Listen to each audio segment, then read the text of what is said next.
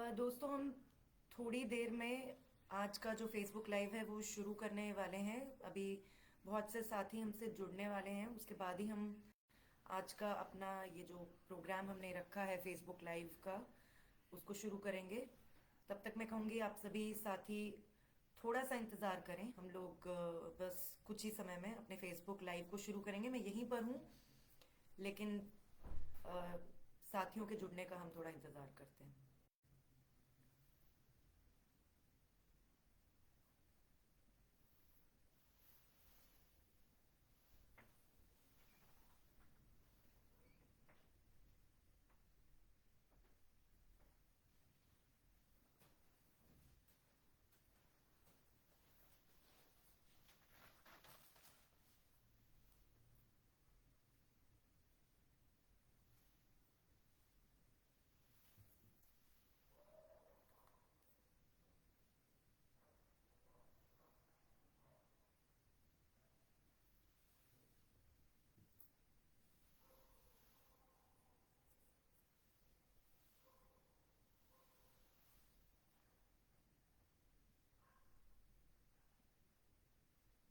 कुछ लोग हमसे जुड़ भी चुके हैं, लेकिन हम बस थोड़ा सा इंतज़ार करें ताकि बाकी सब लोग भी जुड़े, वरना बहुत सारी बातें दोहरानी पड़ेंगी।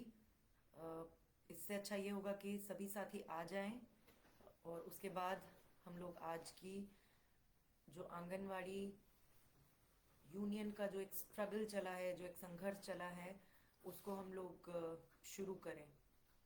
मैं सभी बहनों को जो हमारे साथ जुड़े हैं, सभी साथियों को अ, जो भी हमारे साथ जुड़े हैं, चाहे वो दिल्ली से हों, देश से हों, मुझे यहाँ तक भी पता चला है कि बहुत सारे जो हमारे देश के बाहर से लोग हैं वो भी आज हमारे इस फेसबुक लाइव से जुड़ने वाले हैं, उससे जुड़ना चाहते हैं। वो जानना चाहते हैं कि आंगनवाड़ी वर्कर्स का स्ट्रगल किस तरीके से चल रहा है, इसकी शुरुआत कैसे हुई।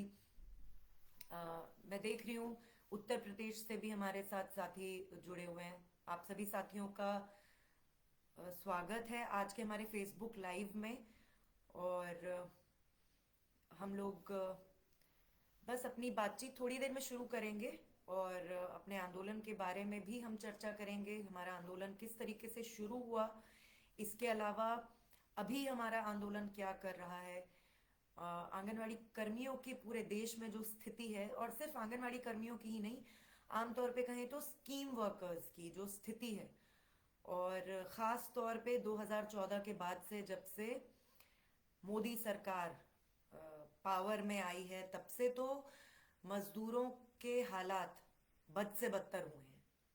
और बहुत सारे लोग इस बात को समझ रहे हैं, अपने पर्सनल एक्सपीरियंस से भी समझ रहे हैं। और जो आप कह सकते हो कि काम की जगहों पर, फैक्ट्रीज में, कारखानों में, यहाँ आंगनवाड़ी सेंटर्स पर, हर जगह हम देख सकते हैं कि इस टाइम पूरे के पूरे मजदूर आंदोलन पर, मजदूरों के संघर्ष पर और मजदूरों के अधिकारों पर आवाज कम आ रही है। आपको मैं थोड़ा सा माइक में एडजस्ट करती हूँ।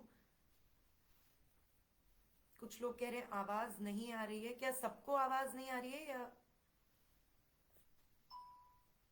अ, अगर आवाज आ रही है तो आप प्लीज कमेंट में। वॉइस बहुत कम आ रही है, कुछ समझ नहीं आ रहा है। हेलो, यही बोल रहे हैं ज्यादातर लोग।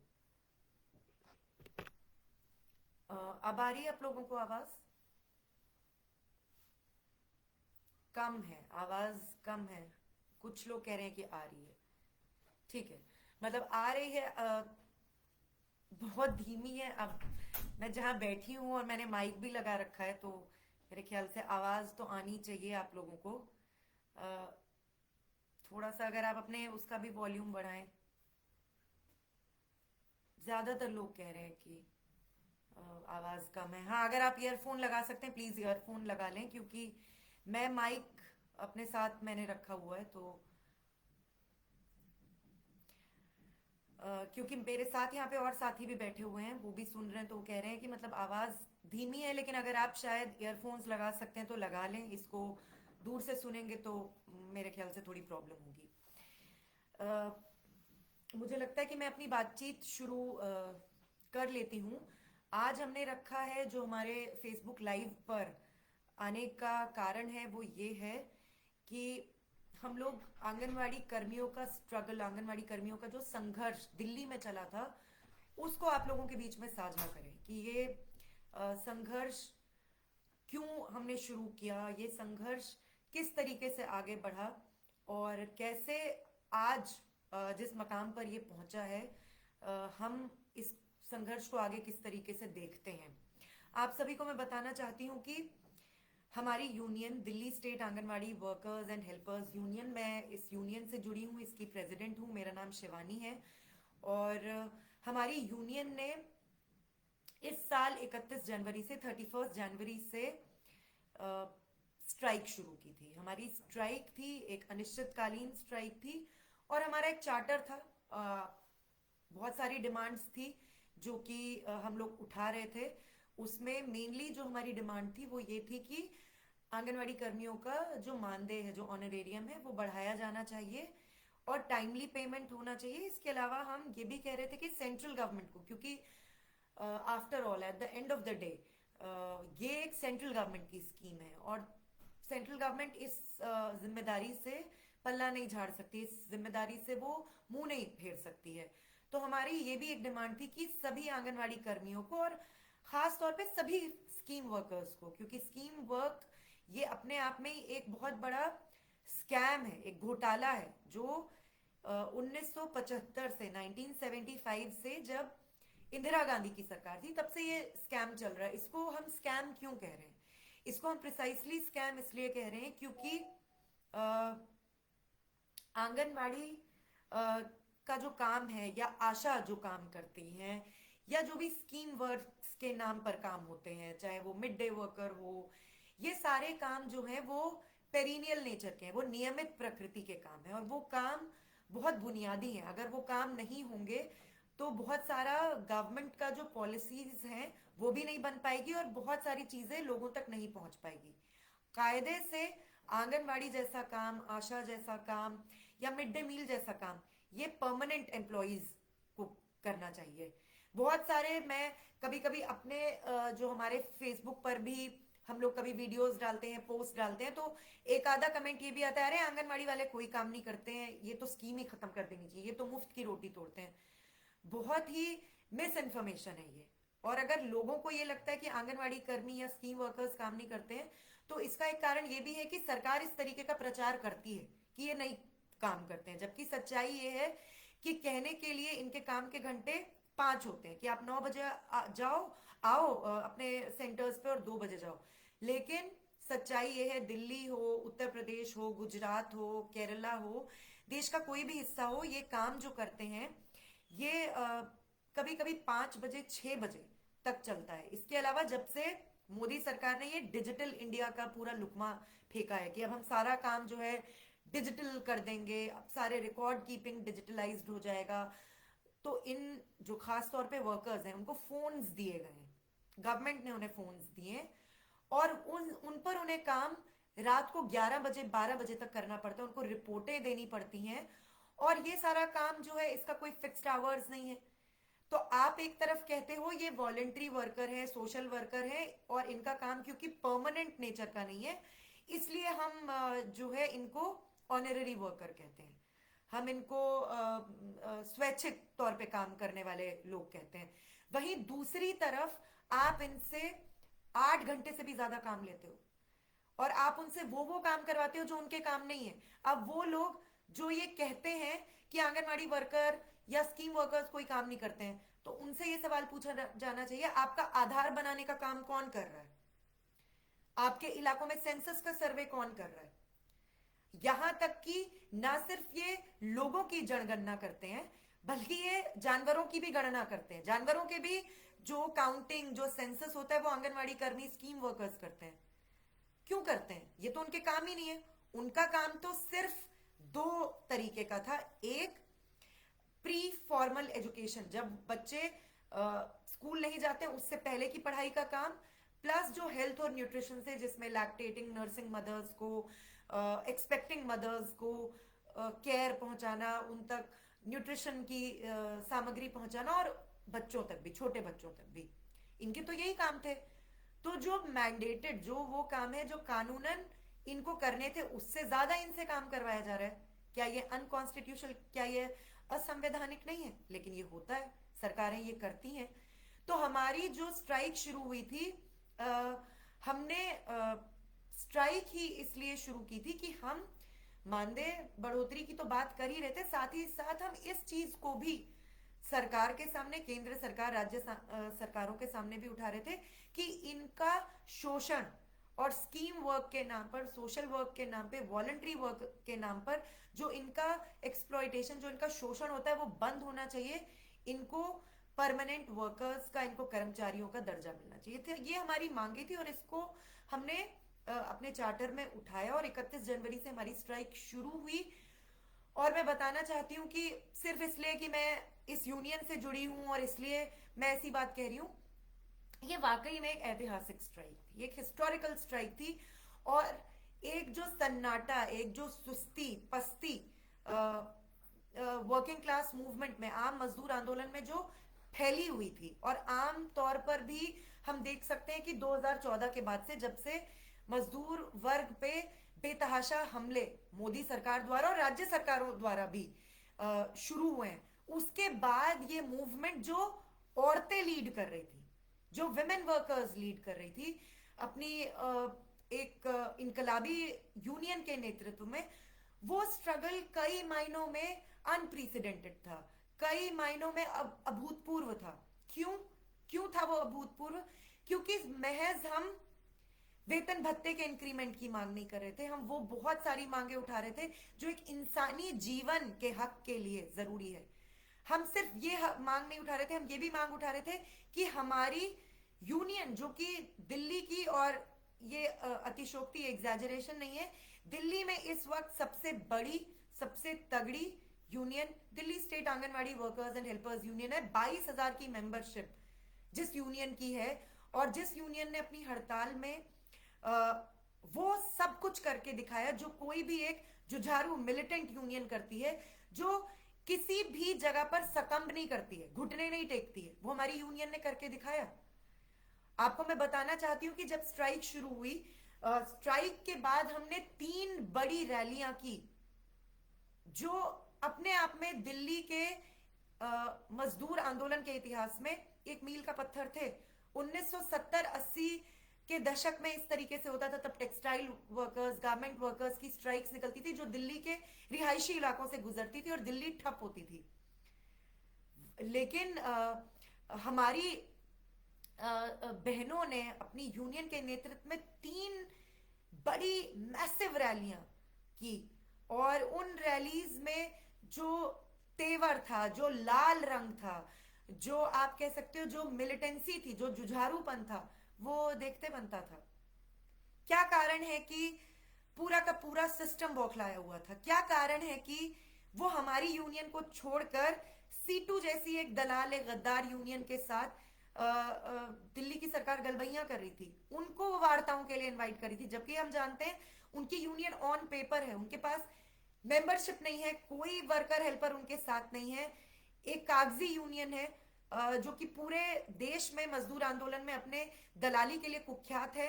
और आज भी आंगनवाड़ी कर्मियों के बीच में, बाकी राज्यों में जहां जहां पर भी इनकी मौजूदगी है, वहां पर इनसे लोग छिटक कर अपनी स्वतंत्र यूनियन तैयार कर रहे हैं। तो दिल्ली सरकार, आम आदमी पार्टी एक ऐसी यूनियन से वार्ता करने को तैयार थी, लेकिन वो Delhi state anganwadi workers and helpers union से वार्ता करने को रेडी नहीं थी, क्योंकि जेबी यूनियन के साथ वार्ता करना उनके हक में था। और उसके बाद 8 मार्च को जब इंटरनेशनल विमेंस डे, अंतर्राष्ट्रीय महिला दिवस, स्त्री दिवस था, जो हमारी हड़ताल के बीच में पड़ा 8 मार्च को, तो हम लोगों ने फिर से एक जबरदस्त रैली की, जो रैली उस वक्त, उस दिन पूरे विश्व में होने वाली सबसे बड़ी रैलीज में से एक थी, सबसे बड़ी रैलियों में से एक थी। और जो अंतर्राष्ट्रीय महिला दिवस, अंतर्राष्ट्रीय स्त्री दिवस बेसिकली स्त्री कामगारों का दिन था, इस हिस्ट्री को ही गायब कर दिया गया है। आमतौर पे तो अब इस तरीके से प्रचार होता है कि जैसे ये हमेशा से इंटरनेशनल विमेंस डे मनाया जाता था, और औरतों की बराबरी की बात जैसे हमेशा से ही होती थी, ऐसा नहीं है। आज हमें बताया जाता है 8 मार्च से 1 महीना पहले कि आप फलाना ब्यूटी सलून में जाइए, आपको इतने % का डिस्काउंट मिलेगा, आप ये वाली ड्रेस ले सकते हैं, आप ये वाले डायमंड्स खरीद सकते हैं। यानी कि सत्ता और पूरी पूंजीवादी व्यवस्था भी इस दिन को, जो औरतों के इतिहास संघर्ष के इतिहास का प्रतीक है, स्त्री कामगारों के संघर्ष के इतिहास का प्रतीक दिवस है, उसको भी ये सिस्टम को ऑप्ट करने की कोशिश करता है। लेकिन हमने, हमारी बहनों ने उस दिन एक रैडिकल, एक मिलिटेंट रैली निकालकर एक बार फिर से पूरी व्यवस्था को एक्सपोज करने का काम किया। आप सभी लोग जानते हैं कि 9 मार्च को हमारी स्ट्राइक पर एलजी की रजामंदी के बाद दिल्ली सरकार और एलजी, जो कि आपस में इनका टकराहट होता है कि कौन हेड ऑफ द स्टेट है दिल्ली का, लेकिन हर मसले पर इनकी तू तू मैं होती है। लेकिन इस मसले पर, क्योंकि ये कामगारों का मसला था, मजदूरों का मसला था, स्त्रियों का मसला था, स्त्री मजदूरों का मसला था, इस पर ये एक थे। और बीजेपी की शह पर केंद्र सरकार के नुमाइंदे जो एलजी हैं, उन्होंने आम आदमी पार्टी की सरकार के साथ मिलकर 9 मार्च को हमारी स्ट्राइक पर एस्मा लगाया, जिसके बाद यूनियन ने अपनी स्ट्राइक को कुछ वक्त के लिए सस्पेंड करने का फैसला लिया। और हम लोगों ने उसके बाद से जो है ये कहा कि हम अपने आंदोलन को जारी रखे हुए हैं और इस आंदोलन को हम उस वक्त तक चलाएंगे जब तक कि हमारी सारी मांगे पूरी नहीं हो जाती है। मैं ये भी बताना चाहती हूँ कि जब हमारी स्ट्राइक चल ही रही थी, उसी टाइम पे दिल्ली गवर्नमेंट ने 24 तारीख को, 24 फरवरी को इंक्रीमेंट की घोषणा कर दी थी। तो हम लोगों की स्ट्राइक ऑलरेडी जीती गई थी। हम लोग चाहते तो हम तब भी स्ट्राइक रोक सकते थे, लेकिन हमारा ये कहना था कि हमें ये इंक्रीमेंट नाकाफी है। दूसरा, इंक्रीमेंट की बात अलग बात थी, आप जो असली यूनियन है, जो रिप्रेजेंटेटिव, जो प्रातिनिधिक ट्रेड यूनियन है, आप उससे बात करें। और ये एक पॉलिटिकल डिमांड थी जिससे कि बार बार आम आदमी पार्टी की सरकार भागती रही। और ये सवाल है इस पार्टी के चरित्र पर भी और तमाम ऐसे प्रगतिशीलों पर भी मेरा तो सवाल है। और मैं ये हमारे साथ अगर ऐसे लोग ज्वाइन हुए हैं, वो देख रहे हैं या वो बाद में देखेंगे, कि आप क्यों नहीं सवाल उठाते हैं आम आदमी पार्टी की पॉलिटिक्स पर, जो कि ग्रास रूट डेमोक्रेसी की बड़ी बात करती है, जो कि ये बात करती है कि हम तो देखिए नीचे से जनवाद को लागू करने की बात करते हैं, हम तो असली में लोकतांत्रिक पार्टी है। ये इतनी ही लोकतांत्रिक पार्टी थी तो इसने जो representative trade union Delhi state anganwadi workers and helpers union थी, उस यूनियन के साथ वार्ता क्यों नहीं की? बात स्पष्ट है कि ये हमारी यूनियन की ताकत से डरते थे। और ये पहली बार नहीं हुआ है। हमारी जो भी हमारे फेसबुक पेज को फॉलो करते हैं, हमारे स्ट्रगल्स को, हमारे मूवमेंट्स को फॉलो करते हैं, वो सभी साथी जानते हैं कि ये हमारी तीसरी स्ट्राइक थी। 2015 में हमने पहली स्ट्राइक की थी, 2017 में हमने दूसरी स्ट्राइक की थी जो 58 दिन चली थी। और उस 58 दिन चली स्ट्राइक में भी इन्होंने हमारी यूनियन से वार्ता नहीं की। इन्होंने कई सारी फर्जी यूनियनें बनाई जिनसे वार्ता करके ये अगले दिन घोषणा करते थे कि स्ट्राइक खत्म हो गई, जबकि सच्चाई ये थी कि स्ट्राइक चल रही थी। और फिर इन्हें आखिरकार 23 अगस्त को एक गजेट ऑर्डर जारी करना पड़ा था जिसमें इन्हें मानदेय बढ़ाना पड़ा था। तो ये जेन्युइन रिप्रेजेंटेटिव, जो नुमाइंदगी करने वाली यूनियन है, उससे बात नहीं करते। तो ये आम आदमी पार्टी की पॉलिटिक्स के बारे में भी बहुत कुछ बताता है। और जो भी इनके बारे में भ्रम एक जो प्रगतिशील तबका है उसके बीच है, मुझे लगता है ये भ्रम तो आज की डेट में दूर हो जाने चाहिए, क्योंकि इनमें और बीजेपी की पॉलिटिक्स में कोई फर्क नहीं है। जो व्यक्ति गुजरात में अपने चुनावों के दौरे में जय श्री राम, भारत माता की जय जैसे नारे लगवा रहा हो, जो ये बोल रहा हो कि हमारे देश में आर्थिक संकट हम तब उससे निपट सकते हैं जब हम अपने नोटों पर गणेश और लक्ष्मी की फोटो लगाएं, आप खुद समझ सकते हैं कि ये पार्टी कितनी सेक्युलर है। हमें यह नहीं भूलना चाहिए कि मजदूरों के, मेहनत कशों के, गरीबों के, आम मुसलमानों के आम मेहनतकश स्त्रियों के मसले पे बीजेपी और आम आदमी पार्टी की पॉलिटिक्स में कोई फर्क नहीं है। हमारी स्ट्राइक ने, हमारे आंदोलन ने तो ये बात दिन के उजाले की तरह स्पष्ट कर दी है। आप सबको मैं बताना चाहती हूं कि हिस्मा के बाद इन्होंने बड़े पैमाने पे टर्मिनेशन की, और टर्मिनेशन बेसिकली इसीलिए किए गए थे कि ये यूनियन को कमजोर करे। इन्हें लग रहा था कि टर्मिनेशन के बाद एक डर फैलेगा, एक पैनिक की स्थिति फैलेगी, और जो लोग हैं वो सोचेंगे कि यार यूनियन के साथ तो खड़े होने में प्रॉब्लम है, यूनियन का साथ छोड़ दो। जबकि इसका उल्टा हुआ, हमारी यूनियन और मजबूत हुई। हमारी यूनियन के सामने इनका जन विरोधी, आंगनवाड़ी कर्मी विरोधी, गरीब मेहनतकश विरोधी चेहरा और खुल के सामने आया। और हमने उस वक्त भी यही बात की थी कि इन, विशेषकर इन दोनों पार्टीज, क्योंकि ये इनकी मिली भगत थी, हमारी स्ट्राइक पर हिस्मा लगाना, ये इन दोनों पार्टीज का सोचा समझा कदम था, क्योंकि ये हमारी यूनियन से खौफजदा थे। ये कहने की जरूरत नहीं है कि इसमें इन दोनों पार्टीज को कोई गुरेज नहीं था।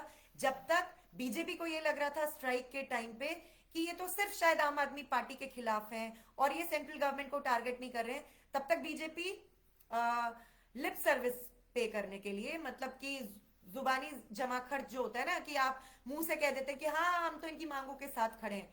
तो सबसे पहला सवाल हमने स्ट्राइक के दौरान भी बीजेपी से और केंद्र सरकार से पूछा था कि 2018 में आपने जो 1500 और 750 रुपए की बढ़ोतरी की घोषणा की थी, आज तक पूरे देश की आंगनवाड़ी कर्मियों को वो रकम क्यों नहीं मिली है?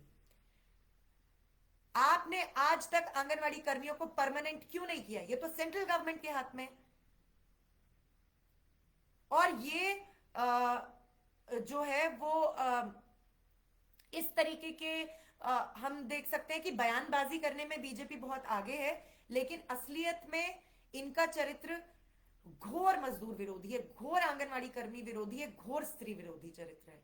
और जिस किस्म की पूरी सांप्रदायिक फांसीवादी राजनीति ये पार्टी कर रही है, ये बहुत खतरनाक है। और हमारी यूनियन ने इनकी इस राजनीति का भी जवाब दिया अपनी एकता के आधार पे।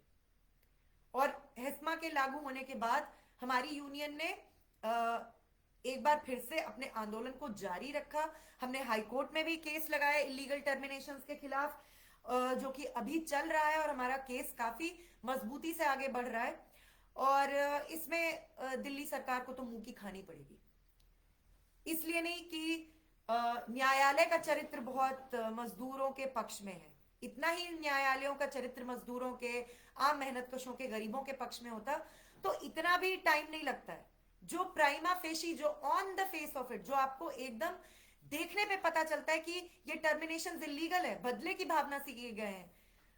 कोई भी साथी आंगनवाड़ी कर्मियों के घरों के लोग तो ये जानते होंगे, लेकिन दिल्ली, देश के अलग अलग हिस्सों से जो हमारे साथ साथी जुड़े हुए हैं, सभी के सभी 884 टर्मिनेशन लेटर्स में लिखा है आपका टर्मिनेशन इसलिए हुआ है क्योंकि आप स्ट्राइक में पार्टिसिपेट कर रहे थे। और आपको मैं बताना चाहती हूं कि जब हमने स्ट्राइक सस्पेंड की और लोग ज्वाइनिंग करने गए, तो इनसे यही दिल्ली सरकार और महिला एवं बाल विकास विभाग, जो WCD, women and child development department है, ये इनसे माफीनामे लिखवा रहा था कि आप माफीनामे लिखो, आप लिखो कि आप कभी इस यूनियन के साथ नहीं खड़े होगे, आप कभी स्ट्राइक नहीं करोगे, आप कभी आंदोलन नहीं करोगे, और आप गुलामी की जंजीर में ताउम्र बंधे रहोगे। ये उनसे माफीनामे लिखवाए जा रहे थे। जब हमारी बहनों ने माफीनामे लिखने से मना किया, ये टर्मिनेशन का सिलसिला तब शुरू हुआ। बहुत सारे साथी शायद जानते भी नहीं। जब हमारी बहनों ने कहा कि कुछ हो जाए, हम अपने स्ट्राइक करने के अधिकार को, यूनियनाइज होने के अधिकार को, हम इस अधिकार को नहीं छोड़ेंगे, तब इस सरकार ने, आम आदमी पार्टी की सरकार ने और WCD विभाग ने बदले की भावना से इन औरतों को टर्मिनेट किया। ये नहीं जानते बहुत सारे लोग। और वो सारे टर्मिनेशन के लेटर्स, वो सारे शो कॉज नोटिस की कॉपीज भी हमारे हाईकोर्ट की पिटिशन में, जो रिट पिटिशन है, वो उसमें हमने दायर की हुई है। और आपको मैं बताना चाहती हूं, ये भी बहुत कम साथी जानते होंगे, स्ट्राइक में शामिल होने वाले जो 22,000 लोग थे, उनमें से कुल 11,468 लोगों को शो कॉज नोटिस सर्व हुए थे।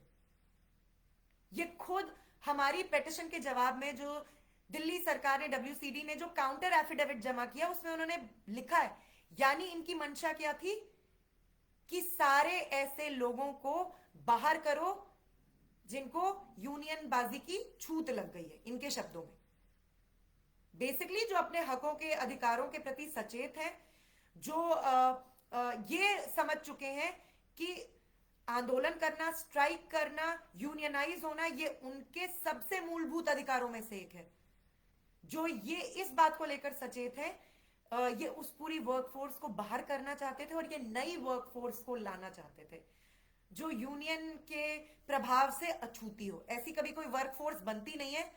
मान लीजिए ये अपने हथकंडों में कामयाब भी हो जाते, ये हो नहीं पाए, तब भी जो नए लोग आते वो स्ट्रगल करते, स्ट्राइक करते, यूनियन से जुड़ते। ये तो पूंजीवाद की गति है, ये पूंजीवादी व्यवस्था की है, इस सिस्टम की गति है कि आप जितना मजदूरों को, मेहनत कशों को दबाएंगे, उनको अपने जूते की नोक पे रखने की कोशिश करेंगे, वो बगावत करेंगे, वो आवाज उठाएंगे, वो यूनियनाइज होंगे। इसलिए मैं ये बताना चाहती हूं कि ये जो पूरी टर्मिनेशन की प्रोसेस भी चली, ये बेसिकली यूनियन को टारगेट, यूनियन को कमजोर करने के लिए की गई है। आज के समय में ये अफवाहें भी उड़ रही हैं कि डिपार्टमेंट के बड़े बड़े अफसर इस तरीके के दावे कर रहे हैं कि आप यूनियन का साथ छोड़ दो, हम आपकी ज्वाइनिंग करवा देंगे, आप 1.5 लाख रुपए दो, 2 लाख रुपए दो, हम आपकी ज्वाइनिंग करवा देंगे। इस तरीके की अफवाहें उड़ा रहे हैं। आप खुद समझ सकते हैं ये कितने डेस्परेट हैं, कितने बौखलाए हुए हैं। और कोई तो वजह होगी ना कि इनको ऐसी यूनियन आंखों में चुभ रही है, इनको ऐसी यूनियन से प्रॉब्लम हो रही है।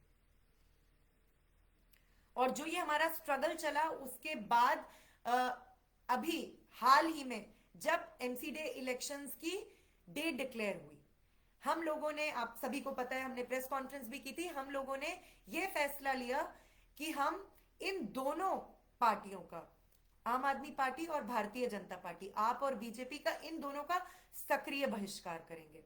बहुत सारे साथी हो सकता है सवाल पूछे, आप कांग्रेस का बहिष्कार क्यों नहीं कर रहे? हमें उनके बहिष्कार करने की जरूरत नहीं है, वो ऑलरेडी बहिष्कृत हैं, वो आज है ही कहां। हम अपनी एनर्जी ऐसी किसी भी पॉलिटिकल फोर्स पर वेस्ट नहीं करेंगे जिनका कहीं आज कोई वजूद भी नहीं है। हमारा आंदोलन एक एक्टिव आंदोलन है। हम लोग सिर्फ बयानबाजी के लेवल तक अपने आंदोलन को सीमित नहीं करते। हम जो कहते हैं वो करते हैं। जो भी हमारे फेसबुक पेज को फॉलो करते हैं उन्होंने देखा होगा कि पिछले दिनों में हमने सीमापुरी, नजफगढ़, पहाड़गंज जहां पे अरविंद केजरीवाल की सभा थी, आनंद विहार जहां पर गौतम गंभीर जो बीजेपी के सांसद है उनका दफ्तर था, हमने वो सब वहां पर घेराव किया, इनको एक्सपोज किया। तो ये एक एक्टिव बाइकॉट मूवमेंट है, ये कोई पैसिव बयानबाजी के लेवल तक या सिर्फ इतने तक सीमित नहीं है कि हम वोट नहीं करेंगे। हम, हमारे परिवार, आंगनवाड़ी कर्मियों के परिवार, उनके परिवार के लोग तो इन्हें वोट नहीं करेंगे, ये तो है ही, लेकिन हम एक्टिवली दिल्ली की जनता से भी ये बात कर रहे हैं, सिर्फ अपने मसले पर नहीं। कोई ये सोच रहा हो कि हम सिर्फ इलीगल टर्मिनेशन के मसले पर दिल्ली की जनता को कह रहे हैं कि आप इनका बाइकआउट करो। आप इन दोनों पॉलिटिकल पार्टीज का ट्रैक रिकॉर्ड देखिए, क्या किया है इन्होंने आपके लिए। आज अरविंद केजरीवाल निगम के कर्मचारियों से वायदा कर रहे हैं कि हम आपको परमानेंट कर देंगे। ये जो एमसीडी में अभी इतने सालों तक बीजेपी रही, आपको कच्चा बना के रखा, आपको कच्चे कर्मचारियों की तरह रखा, आपका कितना उत्पीड़न, शोषण किया, हम आपको परमानेंट करेंगे। अब आम आदमी पार्टी की सरकार से सवाल है, दिल्ली सरकार में जो कच्चे कर्मचारी हैं, आपने उनकी परमानेंसी अभी तक क्यों नहीं की? आपने उनको कर्मचारी अभी तक घोषित क्यों नहीं किया? बहुत कम लोग जानते हैं कि दिल्ली सेक्रेटेरिएट में, जहां पे दिल्ली सरकार का ऑफिस है, हेडक्वार्टर है, वहां पर सारा का सारा वर्कफोर्स कॉन्ट्रैक्ट पे काम करता है। और बीजेपी किस मुंह से वोट मांगेगी? जो लगातार पक्की नौकरियों को खत्म करने वाला काम है, जो लगातार आप कह सकते हो प्राइवेटाइजेशन की जो इन्होंने आंधी चला रखी है, सारे सरकारी पब्लिक एंटरप्राइजेस को औने पौने दामों में अपने पूंजीपति मित्रों को बेचने का काम जो मोदी सरकार ने किया है वो अभूतपूर्व है। इस वक्त जो पूरे निजीकरण की लहर, आप कह सकते हो ये कोविड के पैंडेमिक से भी बड़ी लहर है। मतलब ये उससे बड़ा महामारी है जो चल रही है। ना सिर्फ निजीकरण बल्कि छटनी की जो पूरी प्रक्रिया चल रही है। कौन नहीं जानता है बीएसएनएल के कर्मचारियों के साथ क्या हुआ? कौन नहीं जानता कि तमाम जो महकमों में काम करने वाले कर्मचारी थे उनको किस तरीके से गोल्डन हैंडशेक के नाम पे, वीआरएस के नाम पर उनको बाहर किया जा रहा है। और एक भी परमानेंट पोस्ट पर भर्ती केंद्र सरकार, जिसमें कि बीजेपी है, उन्होंने नहीं की। तो आप खुद सोचिए कि ये वो पॉलिटिकल पार्टीज हैं जो इस वक्त आपके बीच में आएंगी। ये कहेंगी दिल्ली में इतना कूड़ा है, हम कूड़ा साफ कर देंगे, हम कच्ची रोडों को पक्का कर देंगे। अरे भाई, आप इतने समय से देश में, दिल्ली में, एमसीडी में राज कर रहे हैं, आपने अभी तक क्या किया? और मैं बताना चाहती हूं कि दिल्ली की जनता हमें दिल खोलकर सपोर्ट कर रही है। जहां हम जा रहे हैं लोग कह रहे हैं बहुत अच्छा। जहां जहां हमारी बहनें, बहुत सारी ऐसी वीडियोस भी वायरल हुई हैं जहां हम नहीं, हमारी यूनियन की कोई, मतलब यूनियन के नेतृत्व में आंगनवाड़ी कर्मी कहीं नहीं पहुंचे, पर्सनली इंडिविजुअली आंगनवाड़ी कर्मियों ने अपने गलियों से इन दोनों पार्टियों को भगाया। कांग्रेस के नुमाइंदों को भी भगाया कि तुम किस मुंह से हमारे आंदोलन को सपोर्ट करने की बात कर रहे हो। अच्छा, और सबका एक ही जुमला है कि आप वेट करो, बस चुनाव तक का वेट करो, आपकी बहाली तो बस हम अभी कर देंगे, चुनाव तक का वेट करो। क्यों? क्योंकि ये हमारे बाइकॉट के कॉल से घबराए हुए हैं। ये भी जानते हैं 22,000 आंगनवाड़ी कर्मी मतलब 22,000 परिवार। 22,000 परिवार मतलब दिल्ली की हर एक बस्ती, हर एक इलाके, हर एक मोहल्ले में आंगनवाड़ी कर्मियों की पहुंच। इसलिए इस बार एमसीडी के चुनावों में हम लोग इनके एक्टिव बाइकॉट का कॉल दे रहे हैं और स्पष्ट तौर पे कह रहे हैं एक ही तरीका है। अगर तुम्हें अपने बाइकॉट से बचना है, तुम पहले ये बताओ कि आंगनवाड़ी कर्मियों के इलीगल टर्मिनेशंस पर तुम्हारा क्या स्टैंड है। ये घड़ियाली आंसू बहाना बंद कर दो। बहुत सारी बहनों को पता है कि हमारी बहनें पहाड़गंज में अरविंद केजरीवाल की जनसभा थी, जब हमारी यूनियन की बहनें वहां पर पहुंची, आप सबने वो वीडियोस देखे होंगे और आपने देखा होगा कि किस तरीके से आम आदमी पार्टी के गुंडों ने हमारी बहनों के साथ जो सलूक किया। और वहां से मंच पर भी अरविंद केजरीवाल 5 मिनट से ज्यादा नहीं रहे। मंच से अरविंद केजरीवाल बोल रहे ये गुंडागर्दी, ये लफंगई बंद कर दो, हम तो डायलॉग करना चाहते हैं। कौन सा डायलॉग आप करना चाहते हैं? आप क्यों नहीं अपने मंच से बोल रहे हो कि आंगनवाड़ी कर्मी किस लिए आपके जनसभा में आए? और हमने आम आदमी पार्टी का वहां पर रवैया देखा, लेकिन आम आदमी पार्टी को ये लग रहा है कि जो है कि हम अपने बहिष्कार से बच सकते हैं और हम इनको तब तक ये वाला लॉलीपॉप दे दें कि फिलहाल एमसीडी इलेक्शंस तक रुक जाओ, फिर हम तुम्हारे बहाली का कुछ करते हैं। वहीं दूसरी तरफ बीजेपी की नौटंकी आप देखिए। बीजेपी के स्टेट प्रेसिडेंट आदेश गुप्ता उस वीडियो को अपने फेसबुक पेज से शेयर करते हैं जिस वीडियो में आम आदमी पार्टी हमारी बहनों के साथ मैन हैंडलिंग कर रही है और बोलते हैं ओहो हमारी माताओं और बहनों के साथ क्या हो रहा है। इन माताओं बहनों की याद तुम्हें 9 मार्च को नहीं आई थी, जब तुम्हारे एलजी ने तुम्हारे कहने पर स्ट्राइक पर हिस्सा लगाया था? इन माताओं और बहनों की याद तुम्हें तब नहीं आई थी जब तुमने 884 आंगनवाड़ी कर्मियों को टर्मिनेट किया था? एलजी और आम आदमी पार्टी की सरकार के बीच में हर उस मसले पर विवाद होता है जो मसला आम लोगों से जुड़ा नहीं होता है, जो मसला आप हमारे जिंदगियों से नहीं जुड़ा होता है। लेकिन जब आपकी जिंदगी, हमारी जिंदगी, हमारे असली मसले जो होते हैं उनकी बात आती है, तब ये दोनों पार्टियां पल्ला झाड़ती हैं, बल्कि तब ये दोनों पार्टियां एक हो जाती हैं। तो क्यों नहीं बीजेपी एलजी से कहकर ये सारे इलीगल टर्मिनेशंस रद्द करवा देती है? एलजी तो हर चीज पर वीटो दिखाते हैं ना। बहुत सारी चीजें जो आम आदमी पार्टी की सरकार दिल्ली में लागू करना चाहती है, एलजी उस पर अपनी पावर दिखाते हुए रोक लगा देते हैं कि आप नहीं कर सकते हो, और वो मामला रुक जाता है। तो आप क्यों नहीं टर्मिनेशन के ऑर्डर को रद्द करने को डायरेक्टिव देते हैं? और बीजेपी क्यों नहीं एलजी को ये करने के लिए मजबूर करती है? ये घड़ियाली आंसू नहीं तो और क्या है? ये घड़ियाली आंसू इसलिए भी है क्योंकि कल हमारी बहनें आनंद विहार में, जहां पर गौतम गंभीर जो इनके सांसद हैं पूर्वी दिल्ली से, उनके कार्यालय का घेराव करने गए थे, तब बीजेपी के गुंडों ने हमारे बहिष्कार कैंपेन से घबराकर पुलिस को बुलाने की हिमाकत की, लेकिन पुलिस वाले भी ज्यादा कुछ नहीं कर पाए। हमारी बहनों ने थाने का घेराव किया, नारेबाजी की, प्रेशर में आकर उनको, वो कुछ कर नहीं सकते थे, उन्होंने वो डिटेन भी नहीं कर पाए बहुत देर तक, उनको बहनों को छोड़ना पड़ा। उल्टे बीजेपी के गुंडों के खिलाफ हमारी कंप्लेंट्स उनको दर्ज करनी पड़ी। लेकिन क्या इससे बीजेपी का चाल, चरित्र और चेहरा साफ नहीं हो जाता है? ये दोनों पार्टियां आंगनवाड़ी कर्मियों के मामले में एकदम एक है, और इसलिए चाहे हमारे टर्मिनेशन का मसला हो, चाहे हमारी स्ट्राइक पर हेस्मा लगाने का मसला हो, ये दोनों पार्टियां हमारा बाइकॉट झेलेंगी।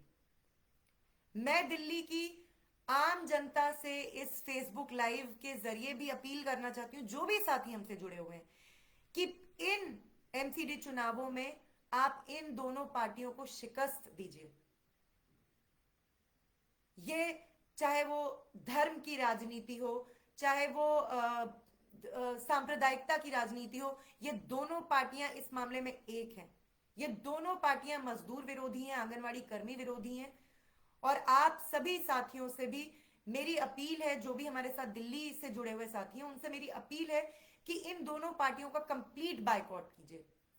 इनको अपने इलाकों में प्रचार तक मत करने दीजिए। आपके ही घरों के आसपास जो आंगनवाड़ी कर्मी रहते हैं, जो आपके बच्चों की परवरिश करते हैं, जो आपके बच्चों को पोषण आहार पहुंचाने का काम करते हैं, आप ही की घरों की जो स्त्रियां हैं उनकी मदद करते हैं, जब वो एक्सपेक्ट करती हैं, जब वो प्रेग्नेंट होती हैं, उनकी मदद करने का काम करते हैं, आपके दरवाजों तक जो सारी सुविधाएं पहुंचाते हैं, आप उन आंगनवाड़ी कर्मियों के साथ आज खड़े होइए।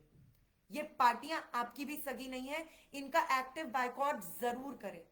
दिल्ली के बाहर से जो हमारे साथ साथी जुड़े हुए हैं, खास तौर पे जो अगर गुजरात से हमारे साथ साथी जुड़े हुए हैं, या वो बाद में इस वीडियो को देखें, मैं तमाम ऐसे लोगों को कहूंगी कि इन दो पार्टियों को अपने इलाकों में मत आने दीजिए। गुजरात में भी आप इनका बायकॉट कीजिए। आंगनवाड़ी कर्मियों से, जो गुजरात में आंगनवाड़ी कर्मी मौजूद है, उनको भी मैं ये बताना चाहती हूँ, उनसे भी हमारी ये दिली ख्वाहिश है, दिली अपील है कि आप इन दोनों पॉलिटिकल पार्टीज का बायकॉट कीजिए।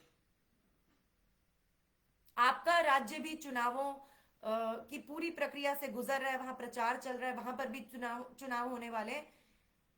आप लोग भी इन पार्टियों का बायकॉट करें, क्योंकि हम जानते हैं कि दिल्ली की आंगनवाड़ी कर्मियों ने अपने संघर्ष के जरिए एक मिसाल कायम की है, और आज उनको संघर्ष करने के लिए, उनको यूनियनाइज होने के लिए, उनको अपने हक अधिकारों के लिए आवाज उठाने के लिए ये सरकार, ये सिस्टम, ये पूरा विभाग जो महिला एवं बाल विकास विभाग है, ये उनको प्रताड़ित कर रहा है, जो गलत है।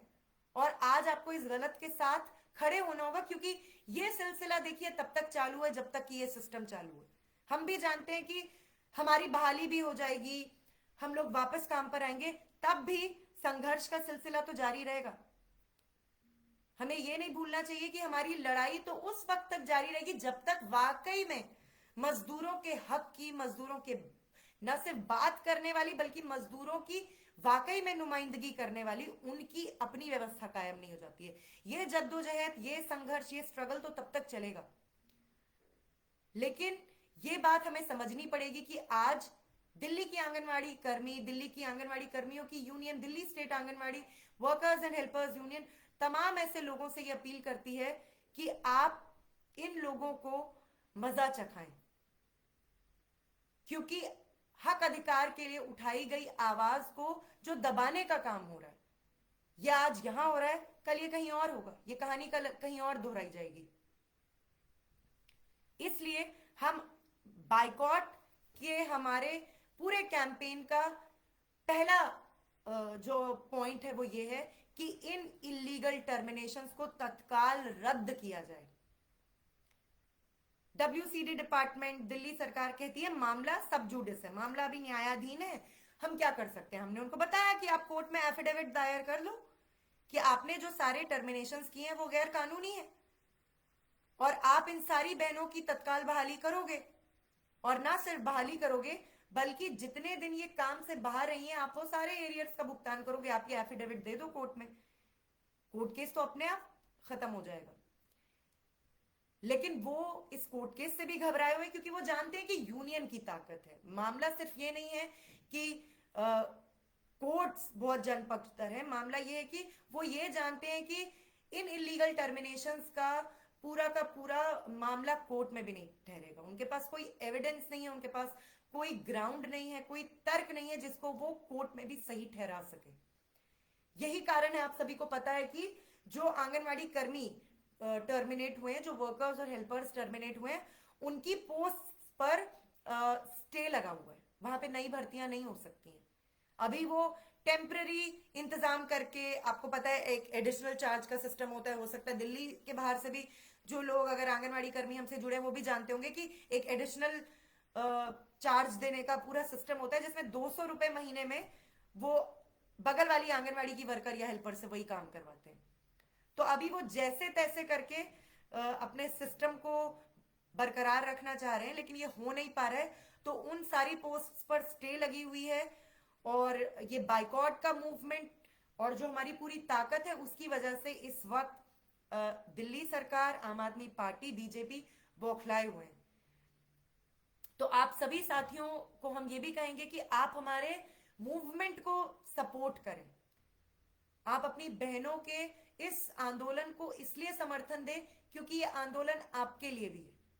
जब हमारी यूनियन अपना चार्टर भी रखती थी तो उसमें एक मुख्य पॉइंट ये भी होता था कि आंगनवाड़ी में आने वाले खाने की गुणवत्ता बढ़ाई जाए, आंगनवाड़ियों को मिलने वाला जो फंड है, जो रिसोर्स एलोकेशन है, वो बढ़ाया जाए। आप सभी जानते हैं कि आंगनवाड़ी जो सेंटर्स है वो टेम्पररी मेकशिफ्ट अरेंजमेंट में चलते हैं। इन्हीं औरतों को इलाके में कमरे ढूंढकर वहां पर आंगनवाड़ियां सेंटर खोलने होते हैं। आप क्यों नहीं एक परमानेंट सेटअप बनाते हैं आंगनवाड़ी सेंटर्स का? जब परमानेंट स्कूल्स की बिल्डिंग्स हो सकती हैं, जब कॉलेजेस की परमानेंट बिल्डिंग्स हो सकती हैं, तो आंगनवाड़ी सेंटर्स परमानेंट बिल्डिंग्स में क्यों नहीं बनाए जा सकते हैं? तो केंद्र सरकार, मोदी सरकार फंड बढ़ाने के बजाय फंड्स को लगातार खत्म कर रही है, कटौती कर रही है। जो अच्छा गुणवत्ता वाला पोषण युक्त आहार आता था, अंडे बंद कर दिए गए हैं, दूध बंद कर दिया गया है। और आपकी बहनें, ये आंगनवाड़ी वर्कर्स, इनकी यूनियन ये सारी मांगे भी उठा रही थी। ये हमारे आपके बच्चों के भविष्य की मांगे है। तो इसलिए मैं कहूंगी कि आज जो ये पूरा आंदोलन चल रहा है, ये एक राजनीतिक मांग को लेकर आगे बढ़ रहा है, ये एक पॉलिटिकल डिमांड को, ये महज कोई एक आर्थिक मांग नहीं है कि आप सिर्फ हमारी बहाली करो, ये इस पूरे सिस्टम को एक्सपोज कर रहा है। और ये हमारी स्ट्राइक ने अपने 38 दिन के इतिहास में, और सिर्फ इस स्ट्राइक ने नहीं, इससे पहले की स्ट्राइक में भी, जो पूरा पूंजीवादी निजाम है, जो पूरा कैपिटलिस्ट सिस्टम है, इसके जो अलग विभाग हैं, इसके अंग उपांग है, उनको भी एक्सपोज करने का काम किया है। चाहे वो पॉलिटिकल पार्टीज हो, चाहे वो सरकारें हो, चाहे वो ब्यूरोक्रेसी हो, इनका टोटल एक्सपोजर, इनकी असलियत को लोगों के सामने उजागर करने का काम हमारी स्ट्राइक ने किया है। और इसलिए ये स्ट्राइक इनके आंखों के लिए एक नासूर थी, इनको प्रॉब्लम दे रही थी। इसलिए हमारी यूनियन से बातचीत करने से भी ये सरकारें घबराती हैं, क्योंकि एक पॉलिटिकल स्ट्रगल लीड किया जा रहा था और उस पॉलिटिकल स्ट्रगल से इनको प्रॉब्लम थी। इसलिए मैं आप सभी साथियों को कहूंगी कि आज जो हमारा मुख्य फोकस है वो बाइकॉट कैंपेन है। आने वाले 4 दिसंबर से पहले पहले हमारी कोशिश है हम दिल्ली के लगभग तमाम इलाकों में पहुंचे, हम तमाम जगहों को कवर करें। हम हर जगह शायद ना पहुंच पाए, मैं इसीलिए आप सभी साथियों की मदद की हमें जरूरत है। इनको जरूर आप इनकी आवाज को अपने इलाकों में पहुंचाएं, आप अपने इलाकों में लोगों को बताएं कि किस तरीके से यही वो औरतें थी जो कोरोना महामारी के टाइम में बिना डिपार्टमेंट की किसी मदद के, बिना सरकारों की मदद के आपके इलाकों में आके मास्क, हैंड सैनिटाइजर, यहां तक कि कौन इन्फेक्टेड है कौन नहीं है, वैक्सीनेशन लगा कि नहीं लगा, कोविड के शॉट्स लगे कि नहीं लगे, वो सारा सर्वे ये औरतें कर रही थी। और थालियां तालियां बजवाने और पिटवाने में, फूल मालाएं इनके गलों में डालने में, 15 अगस्त पे इनको सम्मानित करने में तो मोदी सरकार ने भी कोई कसर नहीं छोड़ी, यानी नौटंकी करने में तो इन सरकारों ने कोई कसर नहीं छोड़ी। वहीं आम आदमी पार्टी की सरकार ने कहा कि ये कोरोना वॉरियर्स हैं, ये फ्रंटलाइन वर्कर्स हैं। लेकिन इन फ्रंटलाइन वर्कर्स के साथ यही सरकारें क्या रवैया दिखला रही हैं? तो ये वो महिलाएं थी जो आपके बीच में आ रही थी। और आप जानते हैं कि टर्मिनेशन के बाद से बहुत सारी बहनों के घरों में प्रॉब्लम आ रही है, लगभग सभी के घरों में। आप खुद ही समझ सकते हैं कि जो आंगनवाड़ी कर्मी आंगनवाड़ियों में काम करता है वो चांदी का चम्मच लेके तो नहीं पैदा हुआ है, आम घरों के लोग हैं। और यही इस स्कीम के स्कैंडल को भी दिखलाता है। गरीबों के बीच में आप जन कल्याण के नाम पर, ताकि सरकारों का एक वेलफेयर वाला मुखौटा भी बना रहे, आप उन्हीं के घरों की औरतों को बेगारी करवा के आंगनवाड़ियों में रिक्रूट करते हैं। ये बेगारी है जो आप इनसे करवाते हैं। और आप, ये कौन नहीं जानता है, मेरे ख्याल से दिल्ली के बाहर भी ये होता होगा, दिल्ली में तो ये 100% होता है कि आप जब आंगनवाड़ी में भर्ती करते हो तो आप देखते हो ये कितने वल्नरेबल हैं, ये कितने आरक्षित हैं। अगर वो सिंगल मदर है, अगर वो डिवोर्सी है, अगर वो विडो है, तो सरकार कहती है हाँ इनको रखो। इसलिए नहीं कि सरकार का दिल बहुत बड़ा है, या ये सिंगल मदर्स या जो डिवोर्स्ड औरतें हैं, विडो औरतें हैं, उनके दुख से बड़े परेशान है। नहीं, ये देखते हैं कि जो जितना आरक्षित होगा वो उतना कम आवाज उठाएगा, वो उतना लड़ने में घबराएगा, क्योंकि उसको लगेगा कि यार ये नौकरी जो है वो भी चली गई तो मेरा क्या होगा। अब आप खुद सोचो, ये उन घरों से आ रही है। और पिछले मार्च की बात नहीं है, लगभग दिसंबर से इनके घरों में पैसा नहीं पहुंचा। इनके घरों में जब तक इन्होंने काम किया मानदेय नहीं पहुंचा। अभी तो जो ऑलरेडी काम कर रहे हैं उनके भी मानदेय टाइम से नहीं आ रहे हैं। केंद्र सरकार तो अपना मानदेय दे ही नहीं रही है, दिल्ली सरकार भी अपना मानदेय नहीं दे रही है। लेकिन ये जो टर्मिनेटेड वर्कर्स हैं, 884 लोग हैं, उनके तो घरों में इस वक्त बहुत प्रॉब्लम आ रही है।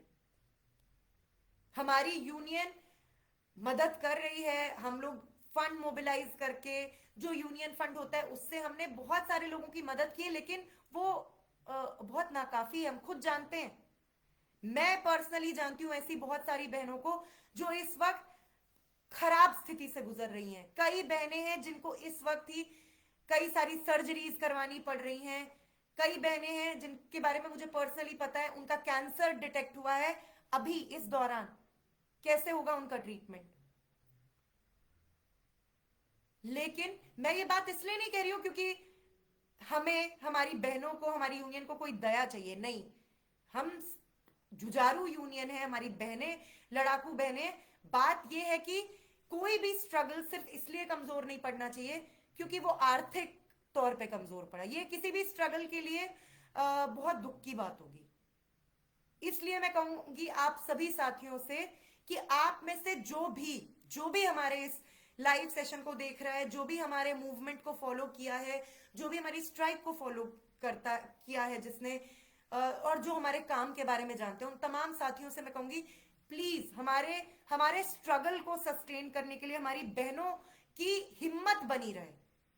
हमारी बहनें जो बैटल ग्राउंड है ना, जो ये युद्ध का मैदान है, उससे 1 इंच भी पीछे नहीं हटी है। वो लड़ रही हैं, वो इस टाइम भी मैदान में डटी हुई हैं, उनके हौसलों में जरा भी कमी नहीं है। लेकिन सिर्फ इसलिए क्योंकि हम जितनी कोशिश कर सकते हैं, कोई भी यूनियन अनंत काल तक नहीं अपने बीच से ही फंड मोबिलाइज कर सकती है। हमें आपके सपोर्ट की इस तरीके से भी जरूरत है कि आप लोग अगर फाइनेंशियली भी हमारे आंदोलन को, हमारे मूवमेंट को सपोर्ट करेंगे, हमारी बहनों की बहुत हेल्प हो सकती है, हमारे मूवमेंट की बहुत हेल्प हो सकती है। हम वो सारे काम कर सकते हैं जो हम हम शायद फंड्स की कमी की वजह से हम नहीं कर पाते हैं या नहीं कर पा रहे हो। और मजदूर आंदोलन इस बात का गवाह रहा है, सिर्फ हमारे देश का नहीं बल्कि पूरे विश्व का, कि आंदोलनों को जिलाने के लिए, उनको चलाने के लिए, उनको जिंदा रखने के लिए बाकी मेहनत कश आबादी ने उन आंदोलनों को बढ़ चढ़कर अपना सपोर्ट दिया, अपना समर्थन दिया। और हम आंगनवाड़ी कर्मी इस बात को भली भांति जानते हैं कि हमारा आंदोलन किसी टापू पे चलने वाला आंदोलन नहीं है, और ये हमारे यूनियन के संघर्ष का एक हॉलमार्क, उसकी एक निशानी भी रही है कि हमने अपने आंदोलन को और आंदोलनों से और संघर्षों से भी जोड़ने की पूरी कोशिश की है। हमने हमेशा अपने बीच में इस बात को बिठाने की कोशिश की है, ये पॉलिटिकल एजुकेशन देने की कोशिश की है कि सिर्फ अपने स्ट्रगल तक महदूद रहना, अपने स्ट्रगल तक सीमित रहना, अपने वेतन भत्ते, अपने हकों के बारे में ही सोचना मजदूर आंदोलन का या आंगनवाड़ी कर्मियों के आंदोलन का काम नहीं है। उसे उन तमाम स्ट्रगल्स के साथ भी जुड़ना होगा जो आज देश के अलग अलग हिस्सों में, जो दुनिया के अलग अलग हिस्सों में चल रहे हैं। यही किसी आंदोलन के पॉलिटिकल मूवमेंट होने की निशानी होती है, और हमारे आंदोलन ने वो किया है। हम जानते हैं कि जब हमारी स्ट्राइक चल रही थी तो सिर्फ देश की अलग अलग यूनियनों ने या दिल्ली के अलग अलग यूनियनों ने ही हमें सपोर्ट नहीं किया, हमें दुनिया में, दुनिया भर से इतने अच्छे सॉलिडारिटी के मैसेजेस, इतना प्यार, इतना सपोर्ट मिला जिसकी कोई बात नहीं है। हमारे वीडियोस, मैं बताना चाहती हूँ, यूके हो, यूएसए हो, नेपाल हो, पाकिस्तान हो, बांग्लादेश हो, फ्रांस हो, तमाम जगहों पर हमारे वीडियोस गए हैं, हमारे आंदोलन की गूंज वहां तक पहुंची है, और हमें तमाम मजदूरों का, तमाम कर्मचारियों का दुनिया भर से, देश के अलग अलग हिस्सों से, दिल्ली से समर्थन मिला, प्यार मिला, और शायद यही कारण था कि हम अपने आंदोलन को इस तरीके से चला पाए। तो आज जरूरत है हमें अपने आंदोलन को बाकी सभी आंदोलनों से जोड़ने की हम शुरुआत करें, और बाकी तमाम आंदोलनों को भी हमारे आंदोलन से जुड़ने की जरूरत है। तमाम मेहनतकश लोगों को, तमाम उन साथियों को मैं इसीलिए कहूंगी कि हमारे आंदोलन को सपोर्ट करें। ये बहनें, ये 884 बहनें और 884 फैमिलीज इस वक्त वाकई में काफी फाइनेंशियल स्ट्रेन, काफी दिक्कत परेशानियों का सामना कर रही है, ये बताने की भी जरूरत नहीं है। इनमें से कई सिंगल मदर्स हैं, कई सोल ब्रेड विनर्स हैं जो अपने घरों में अकेले खर्चा उठाती थी। आप सोचिए उनके घरों में क्या स्थिति होगी। और हमारे मूवमेंट को आपने हर तरीके से अपना समर्थन दिया, लेकिन मैं कहूंगी कि आप जिस भी तरीके से हमारे इस आवाज को, जिस भी तरीके से एम्पलीफाई कर सकते हैं, आप इसको जिस भी तरीके से बढ़ा सकते हैं, बिल्कुल बढ़ाइए। आप हमें हमारी बहनों के आंदोलन को हम और मजबूत बना पाए, इसके लिए हर संभव मदद कीजिए, जिसमें एक तरीके की मदद ये कि आप हमारे मूवमेंट को फाइनेंशियली भी सपोर्ट करें, ताकि हमारी बहनें लड़ाई के मैदान में अपने स्ट्रगल को चलाने में, उसे बढ़ाने में कामयाब रहें। मैं ये भी बताना चाहती हूँ, देखिए, सत्ता में बैठे हुए लोगों की फितरत और उनकी ये सोच होती है, तमाम चुनावबाज पार्टियों की, पूंजीपतियों की, जो हमारे दुश्मन होते हैं, उनकी ये सोच होती है कि इनकी आर्थिक तौर पे कमर तोड़ दो, ये अपने आप लाइन पे आ जाएंगी। मजदूर आंदोलनों में ये अक्सर हुआ है कि आप इनकी फाइनेंशियल, इकोनॉमिक लाइफलाइन काट दो, ये देखो घर वापस आ जाएंगे। तो स्ट्राइकों को तोड़ने के लिए ये किया जाता है, संघर्षों को तोड़ने के लिए किया जाता है।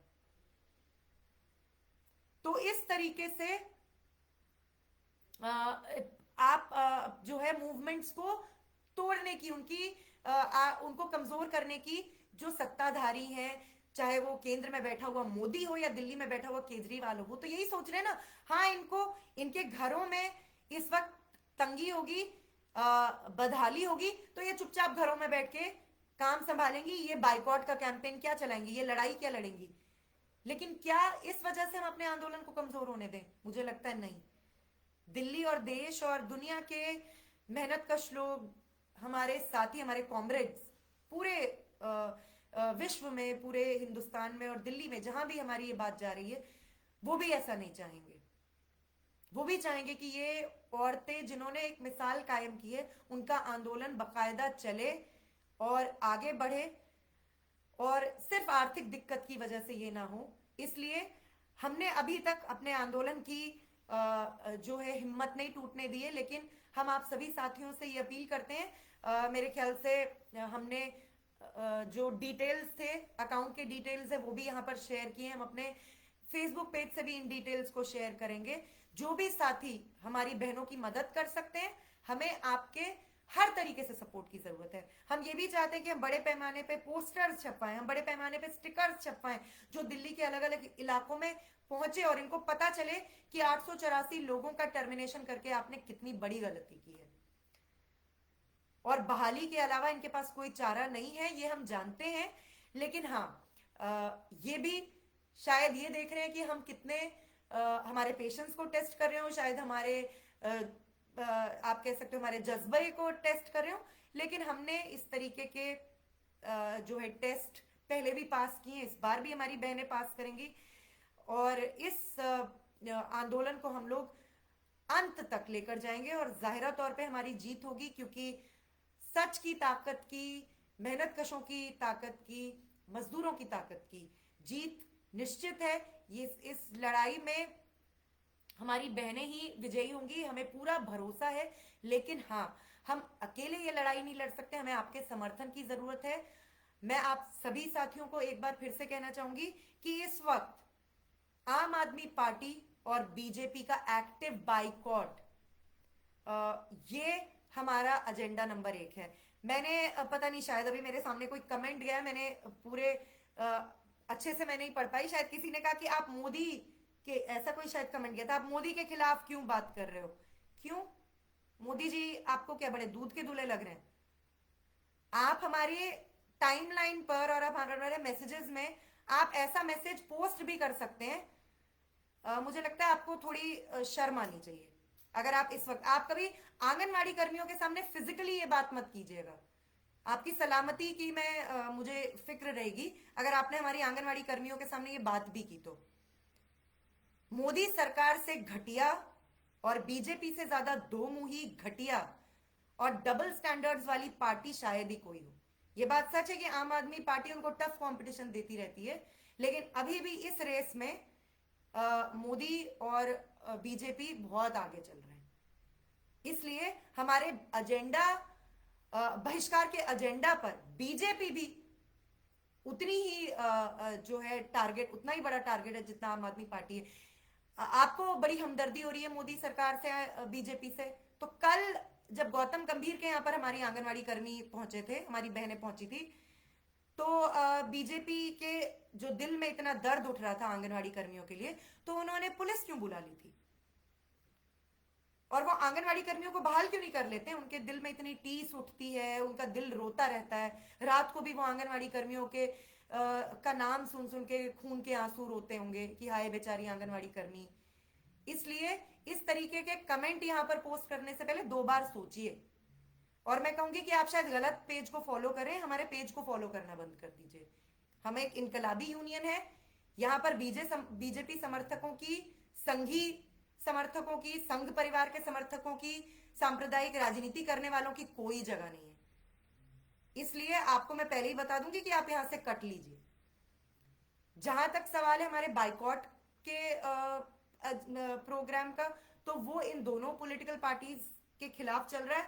इसलिए सभी साथियों को मैं कहूंगी कि हम इस आंदोलन को जबरदस्त तरीके से आगे बढ़ा रहे हैं, लेकिन हमें आपके सपोर्ट की जरूरत है। इसके अलावा कांग्रेस भी हम पहले ही बता चुके हैं कि आप जानते हैं कि वो भी कोई पाक साफ नहीं है।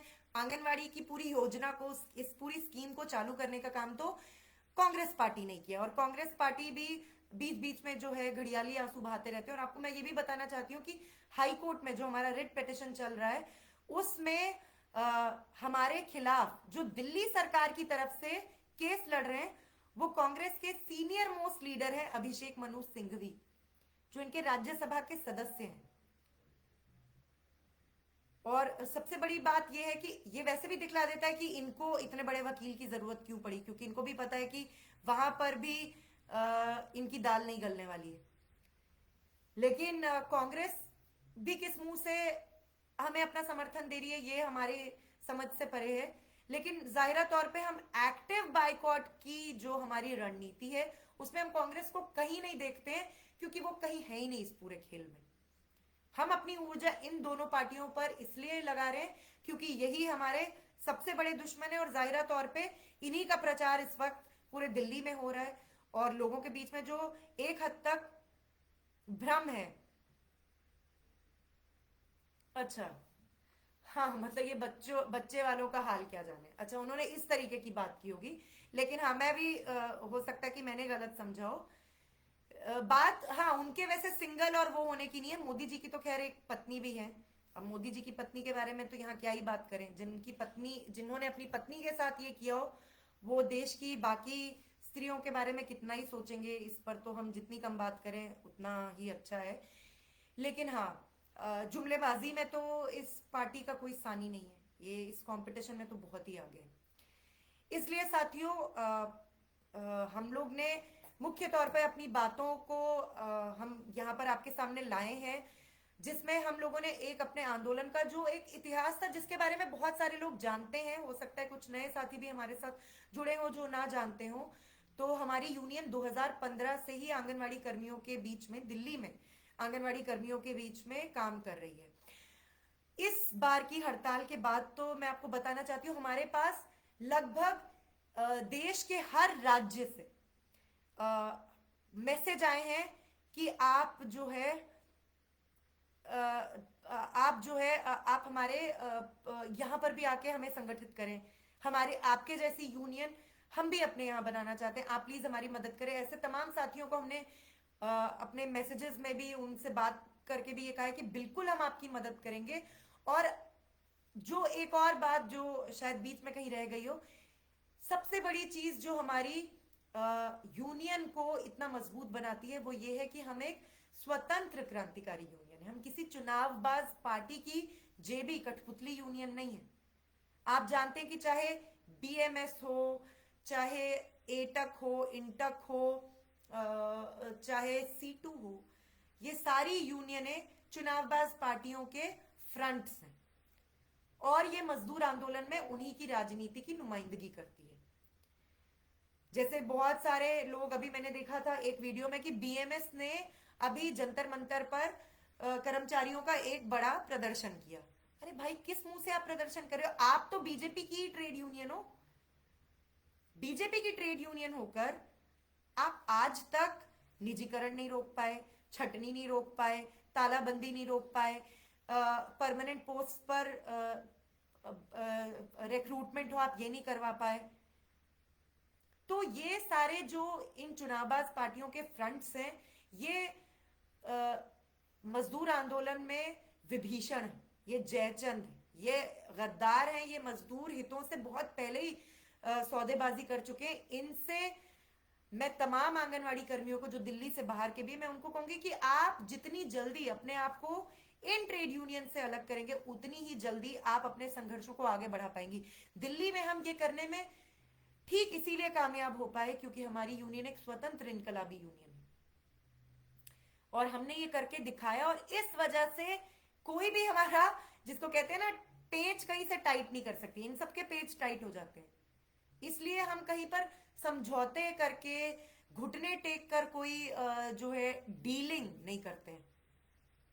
कोई तो वजह होगी कि हमसे, हमारी यूनियन से कभी वार्ता नहीं करते, कोई तो वजह होगी ना, वजह यही है। तो इसलिए हमारे आंदोलन ने अपने इतिहास से ही, और जब जब से हमारी यूनियन का जन्म हुआ है, संघर्षों से ही पैदा हुई है और संघर्षों से ही तब कर आज इस मकाम तक पहुंची है, और बहुत सारा हम लोगों को सपोर्ट मिलता है। लेकिन आज हमारी बहनों को आपके सपोर्ट की एक नए सिरे से, एक नए लेवल पर जरूरत है, क्योंकि हमारा आंदोलन एक नए मकाम पर इस वक्त है। दिल्ली में एमसीडी चुनाव के मद्देनजर, गुजरात में भी विधानसभा चुनाव के मद्देनजर हम आप तमाम लोगों से अपील करते हैं कि बीजेपी और आम आदमी पार्टी का एक्टिव बाइकॉट करें। ये वो लोग हैं जिन्होंने इलीगली इन औरतों को टर्मिनेट किया है, जो कल तक इनकी नजरों में कोरोना वॉरियर्स, इनकी नजरों में फ्रंटलाइन वर्कर्स, इनकी नजरों में माएं और बहनें और पता नहीं क्या क्या थी। और आज यही वो पार्टियां हैं जो जब इनकी चुनावी सभाओं में हमारी बहनें पहुंचती हैं तो ये उनको वहां से हटाने का काम, उनके साथ जोर जबरदस्ती, उनके साथ गुंडागर्दी करने का काम करते हैं। और फिर हमारे आंदोलन को और ये देखिए दोनों पार्टियां करती हैं। आम आदमी पार्टी वाले कहते हैं ये तो बीजेपी के साथ है, बीजेपी वाले कहते हैं ये तो आम आदमी पार्टी के साथ है या किसी तीसरी पार्टी के साथ है, जबकि ये सब जानते हैं कि एकदम हमारी पार्टी का किसी से लिंक नहीं है। वो पर्सनली हमारे यूनियन के मेंबर्स के बारे में, मेरे बारे में ये तक बोलते हैं कि अरे इसको तो अभी कांग्रेस से टिकट मिलने वाला है, इसको तो इससे टिकट मिलने वाला है, ये तो इसलिए जो है पॉलिटिक्स कर रहे हैं। और बार बार मुझे याद है 2015 से ही अरविंद केजरीवाल और मनीष सिसोदिया का तब एक वीडियो वायरल हुआ था, खास तौर पे मनीष सिसोदिया का, जिसमें उन्होंने कहा था 2015 में भी और 17 में भी कि मैं आंगनवाड़ी कर्मियों से अपील करता हूं कि वो पॉलिटिक्स ना करें। क्यों नहीं पॉलिटिक्स करें? अपने हक अधिकारों के लिए आवाज उठाना बिल्कुल पॉलिटिक्स है और आंगनवाड़ी कर्मी अपनी यूनियन के नेतृत्व में पॉलिटिक्स कर रहे हैं। आपकी पॉलिटिक्स मुट्ठी भर थैली शाहों की, मुट्ठी भर पूंजीपतियों की, अमीरजादों की, धन्ना सेठों की पॉलिटिक्स है, लेकिन हमारी यूनियन की पॉलिटिक्स है, भगत सिंह की पॉलिटिक्स है, इनकलाबी पॉलिटिक्स है, और हमने कभी इस बात को नहीं छिपाया। तो आंगनवाड़ी कर्मी जब पॉलिटिक्स करते हैं इनको बदहजमी होती है। आंगनवाड़ी कर्मी जब अपने हकों अधिकारों के लिए सड़कों पर उतरते हैं तो ये उनकी स्ट्राइक को इलीगल घोषित करके एस्मा लगा देते हैं, जो कि हमारी स्ट्राइक की बहुत बड़ी पॉलिटिकल विक्ट्री थी, एक बहुत बड़ी राजनीतिक जीत थी कि इनको हमारी स्ट्राइक पर हेस्मा जैसा दमनकारी काला कानून लगाना पड़ा। ये हमारी स्ट्राइक की जीत थी कि ये कुछ और नहीं कर पाए, तो आखिरी हथियार क्या था? एस्मा लगाओ। ये हमारी स्ट्राइक की, हमारी यूनियन की ताकत दिखलाती है कि इनको 11,468 शोकॉज नोटिस जारी करने पड़े थे, क्योंकि इनका तो यही मानना था कि डर फैलेगा, इन सबको बाहर निकाला जाएगा, जो हो नहीं पाया। जैसे ही टर्मिनेशन का सिलसिला और ये 2-3 दिन चला और हम उस टाइम पे अपनी पिटिशन ही ड्राफ्ट कर रहे थे, और जैसे ही हम हाईकोर्ट में गए ये और जो कर रहे थे टर्मिनेशन, उन पर तो रोक लग गई। लेकिन 884 टर्मिनेशन जो हुए आज के टाइम में, वो बहनें, उनके साथ यूनियन की बाकी बहनें और दिल्ली के आम लोग भी, हम जानते हैं वो खड़े। तो आज हमें नए सिरे से जो हमारा बाइकॉट कैंपेन है उसमें आपके मदद की, आपके साथ की, आपके समर्थन की, और सिर्फ इस नजर से नहीं कि आप बस फेसबुक पर एक लाइक का बटन दबा के आप बोलो कि वाह क्या स्ट्रगल है, हाँ बहनों लड़ो, या आप कमेंट में बोलो कि बाइकॉट बीजेपी। बिल्कुल आप ये करें। आप ट्विटर पे, इंस्टाग्राम पे, अब तो सोशल मीडिया भी एक फ्रंट है ना, जिस फ्रंट को हमें नहीं छोड़ना चाहिए। क्यों ना हम कोई एक दिन चुने जिस पर हम ट्विटर पर इस तरीके का एक क्या होता है वो ट्विटर का, हाँ, ट्वीट करें और उसको एक ट्रेंड बनाने की कोशिश करें। ये हम कर सकते हैं, लेकिन सिर्फ यही नहीं हमें चाहिए। हम चाहते हैं कि आप एक्टिवली भी हमारा समर्थन करें।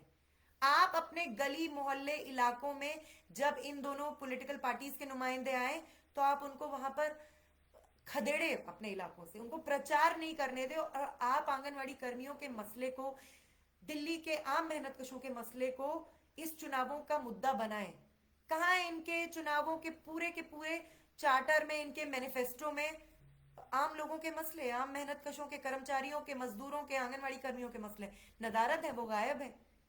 तो हम चाहते हैं कि इस पूरे चुनाव के रनअप तक ये नैरेटिव हम सेट करें। हम एक हद तक कामयाब हुए, लेकिन हमें आपके समर्थन की जरूरत है।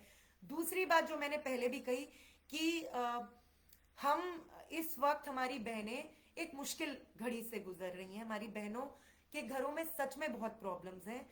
तो मैं आप सभी जो भी दिल्ली के, देश के और दुनिया के तमाम अलग अलग इलाकों से जो साथी जुड़े हैं, मैं उनसे कहूंगी कि हमारी स्ट्रगल को आप जो फाइनेंशियली भी सपोर्ट कर सकते हैं वो जरूर करें।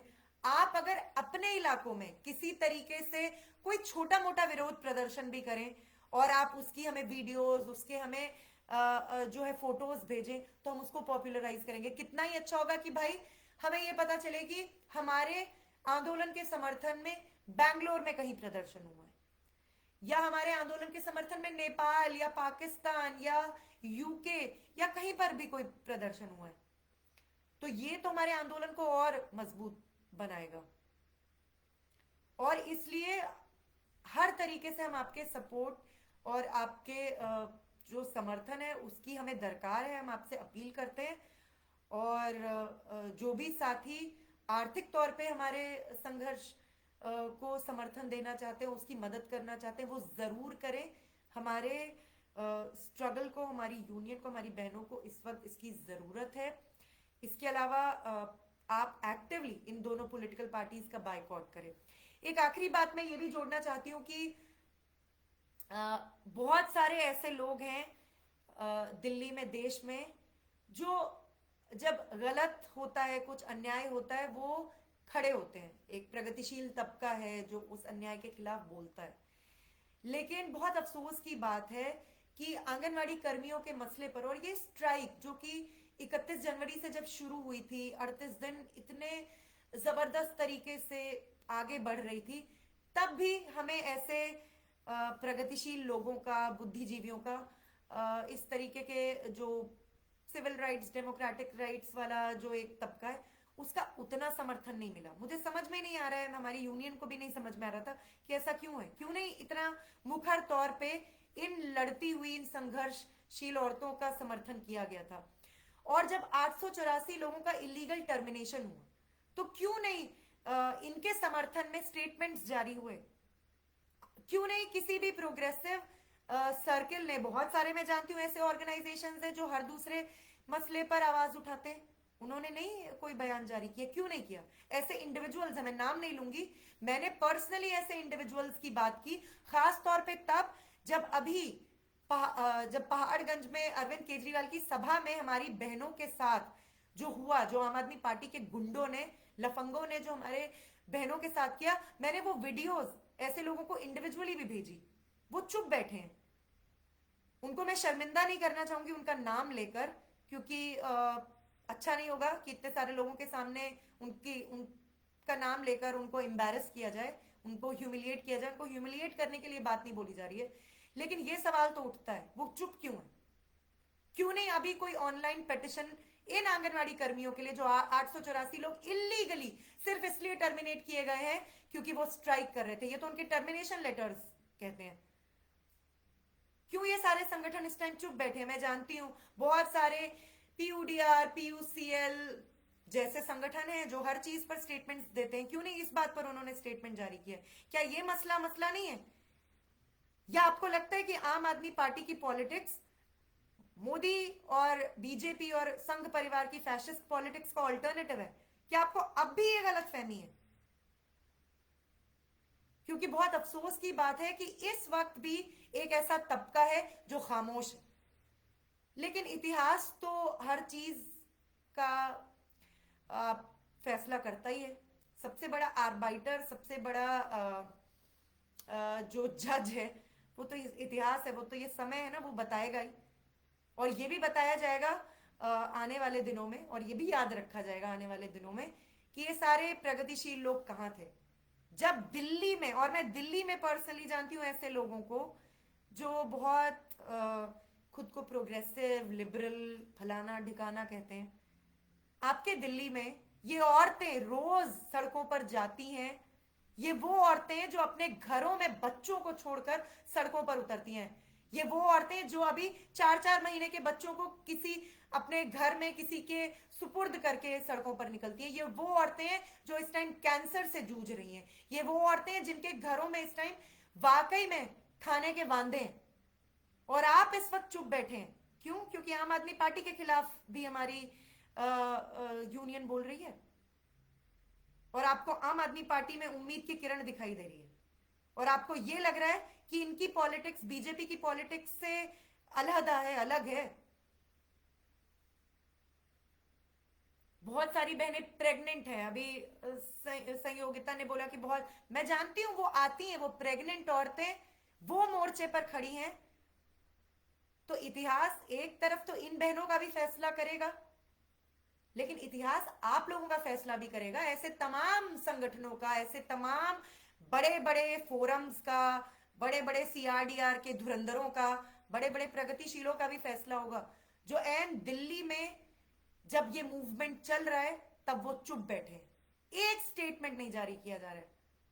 कहां है वो सारे इंटेलेक्चुअल्स, कहां है वो Delhi university, Ambedkar university, JNU जैसी यूनिवर्सिटीज के बड़े बड़े प्रोफेसर्स? आप तो बहुत ज्यादा स्त्री अधिकारों की बात करते हैं ना। आप ये भी कहते हैं कि जो स्त्रियां हैं उनके साथ कितना खराब होता है और स्त्रियों के हकों के लिए हम लड़ते हैं। तो आज जब कामगार स्त्रियां सड़कों पर उतर रही हैं, ये मजदूर आंदोलन की स्त्रियां हैं, ये मजदूर वर्ग की स्त्रियां हैं, ये जब सड़कों पर उतर रही हैं तो आपकी खामोशी भी कुछ बता रही है। इसलिए अभी भी देर नहीं हुई है, इस इनके आंदोलन को सपोर्ट कीजिए, कम से कम इतना चूं कर दीजिए कि एक स्टेटमेंट जारी कर दीजिए। हम आपको ये नहीं कह रहे हैं कि आप सड़कों पर उतर के इनके साथ बाइकआउट कैंपेन चलाइए, लेकिन इतना तो कर सकते हैं, या इतना भी नहीं कर सकते हैं। ये बात करना इसलिए जरूरी था क्योंकि मैं खुद देख रही हूं जब से हमारा आंदोलन शुरू हुआ है, कुछ एक संगठनों के अलावा बाकी सब ने इस वो जानते हैं इतना बड़ा मूवमेंट चल रहा है भाई। जिस मूवमेंट की गूंज अमेरिका, इंग्लैंड, नेपाल, पाकिस्तान, बाकी सारे देशों तक है, उसकी गूंज क्या दिल्ली के इस प्रगतिशील तबके तक नहीं है? क्या इस देश के प्रगतिशील तबके तक नहीं है? लेकिन नहीं। और ऐसी तमाम नारीवादी स्त्रियां, कहां गया उनका सारा फेमिनिज्म भाई? बता दो। आप बहुत बड़े बड़े नारीवादी स्त्रीवादी विमर्श, फेसबुक पर तो ये विमर्श, सोशल मीडिया पर तो भाई इस विमर्श की कोई बात ही नहीं है, इसका कहीं अंत ही नहीं है। विमर्श पे विमर्श होता है, इस पर विमर्श, उस पर विमर्श, शोषण पर विमर्श, उत्पीड़न पर विमर्श, स्त्रियों के दोयम दर्जे पर विमर्श। सोशल मीडिया की दुनिया से थोड़ा बाहर आए।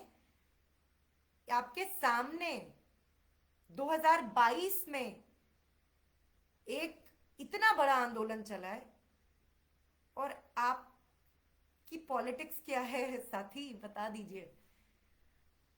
बहरहाल हमारी बहनें तो अपने आंदोलन को जारी रखेंगी, रख रही हैं, बहुत बेहतरीन तरीके से अपने स्ट्रगल को चला रही हैं, क्योंकि आम मेहनत कशों का, आम मजदूरों का, दिल्ली के आम लोगों का, देश के आम लोगों का और दुनिया के मेहनत कशों का उन्हें समर्थन मिल रहा है। लेकिन हमें मैं इस फेसबुक लाइव के जरिए मैं आप सभी साथियों को भी ये कहूंगी कि हमें हर तरीके से अपना सपोर्ट दीजिए। आप जिस भी तरीके से हमारे आंदोलन के, हमारे स्ट्रगल के, हमारे बाइकआउट कैंपेन की आवाज को बढ़ा सकते हैं, जिसको कहते हैं एम्पलीफाई कर सकते हैं, इसको जितना ज्यादा और लोगों तक लेकर जा सकते हैं लेकर जाइए। और आप एक्टिवली, आप लोग भी हमारे बाइकआउट कैंपेन का पार्ट बनिए। इसके अलावा आप लोग अगर हमारे साथ दिल्ली के बाहर के भी कुछ साथी जुड़े, तो अगर आप हमारे समर्थन में कोई प्रदर्शन, कोई छोटा मोटा प्रोटेस्ट ऑर्गेनाइज कर सकते हैं, बिल्कुल करें। इससे फर्क पड़ता है। आप लोग अपने इलाकों के जो भी वहां पर सरकार के नुमाइंदे, वहां पर आप ज्ञापन सबमिट कर सकते हैं। इससे फर्क पड़ता है कि दिल्ली में 884 लोगों का इलीगल टर्मिनेशन हुआ है, सरकार उनकी बहाली क्यों नहीं कर रही है? दिन के उजाले की तरह ये बात साफ है कि ये बदले की भावना से की गई कार्रवाई है, एक वेंजफुल हरकत है, तो उनकी बहाली की जाए। आप इस तरीके के ज्ञापन सौंप सकते हैं और साथ ही साथ हमारे आंदोलन को आप आर्थिक तौर पे मदद पहुंच कर सकते हैं। वो डिटेल्स हम लोग अपने फेसबुक पेज पर भी शेयर करेंगे, इन शायद मैसेजेस में भी शेयर हुआ है अकाउंट का डिटेल, हो सकता है वो आपने ना देखा हो, लेकिन हम अपने फेसबुक पेज से भी वो डिटेल शेयर करेंगे। हाँ, लेकिन जब आप में से कोई भी अगर ऐसा कुछ भी हमें सहयोग भेजता है, कोई कंट्रीब्यूशन भेजता है, तो हम वहां पर एक व्हाट्सएप नंबर देंगे, हमें जरूर बताएं कि आपने ये राशि, आपने इतनी मदद की है। मैं आपको बताना चाहती हूँ, इसमें राशि कितनी बड़ी या छोटी है इससे फर्क नहीं पड़ता है। दिल्ली के मजदूरों ने अपने 5 रुपए और 10 रुपए दे देकर भी हमारे आंदोलन को समर्थन दिया है। और मजदूर आंदोलन इस तरीके से आगे बढ़े जब लोगों ने 10 रुपए 50 रुपए देकर भी आंदोलनों का समर्थन किया। यहाँ पे कितनी बड़ी या छोटी क्वांटिटी है इससे कोई फर्क नहीं पड़ता है, कितना बड़ा कंट्रीब्यूशन है या छोटा कंट्रीब्यूशन है इससे कोई फर्क नहीं पड़ता है। आप जिस भावना से, जिस जिस जज्बे से आप ये मदद करेंगे वो मैटर करता है। आप 5,000 करें, 50,000 करें, 5 रुपए करें, इससे कोई फर्क नहीं पड़ता है। लेकिन जाहिरा तौर पे हमारी बहनों को इस वक्त इसकी जरूरत है, और हमारा आंदोलन जब इतनी दूर आया है और अपने दम पर अपने मजदूर साथियों, अपने तमाम जो मेहनत कश साथी हैं उनके मदद और उनके समर्थन के दम पर जब यहाँ तक पहुंचे, तो आगे भी हम बढ़ेंगे। लेकिन हाँ, हमें हर तरीके से इस वक्त भी आपकी हेल्प की, आपके सपोर्ट की जरूरत है, सॉलिडारिटी की जरूरत है। इसके अलावा हम आने वाले दिनों में, जैसे कि अभी, कि इस तरीके का कोई आइडिया कि हम कोई ट्विटर स्टॉर्म करें। हाँ, मुझे याद आ गया, Twitter storm, Twitter storm type करें कि जो भी साथी ट्विटर पर हो, नहीं है तो बहुत सारी बहनों को भी मैं कहूंगी कि आप अपने उस पर हैंडल्स खोल लें, अकाउंट्स खोल लें। तो जैसे हैशटैग बाइकॉट बीजेपी बाइकॉट आप, hashtag green state anganwadi workers, इस तरीके के अगर हम ये ट्विटर के कुछ ट्वीट्स को हम वायरल करें, इससे भी जो है हमें मदद मिलेगी। और इस तरीके के हम वो आने वाले दिनों में हम अपने फेसबुक पेज के जरिए भी, इंस्टाग्राम के जरिए भी हम इसको आप सभी साथियों को बताएंगे कि हम ऐसी कोई योजना हाथ में ले रहे हैं।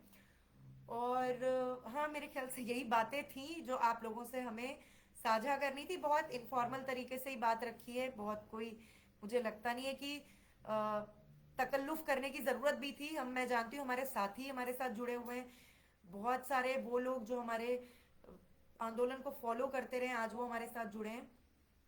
और आप सभी साथियों का अपनी union, Delhi state anganwadi workers and helpers union की तरफ से, एक एक आंगनवाड़ी वर्कर और हेल्पर की तरफ से मैं आप सभी साथियों का शुक्रिया अदा करना चाहती हूँ। आप आज के फेसबुक लाइव से जुड़े, आप हमारे आंदोलन के साथ खड़े हैं।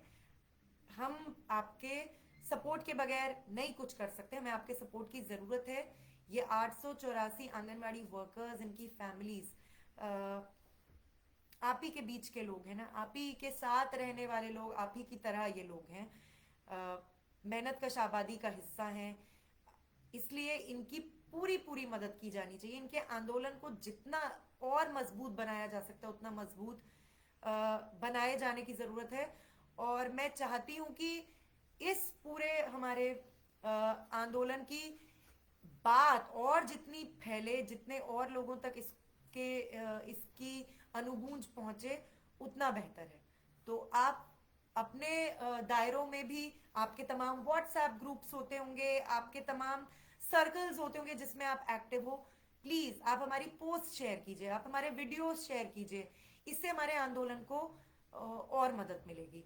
और हमारी आवाज को किस तरीके से सरकार पर, डिपार्टमेंट पे, डब्ल्यूसीडी डिपार्टमेंट पे, आपको पता ही है कि डब्ल्यूसीडी डिपार्टमेंट के आला अधिकारी जो है वो किस तरीके की हरकतें कर रहे हैं। हमारे मूवमेंट के जब स्ट्राइक भी चल रही थी, हमने बताया, एक नवलेंद्र कुमार सिंह थे जिन्होंने आंगनवाड़ी कर्मियों को लफंगी तक बोला था। इस तरीके के अधिकारी जिस डिपार्टमेंट में, आप समझ सकते हैं कि कितना घोर स्त्री विरोधी डिपार्टमेंट होगा।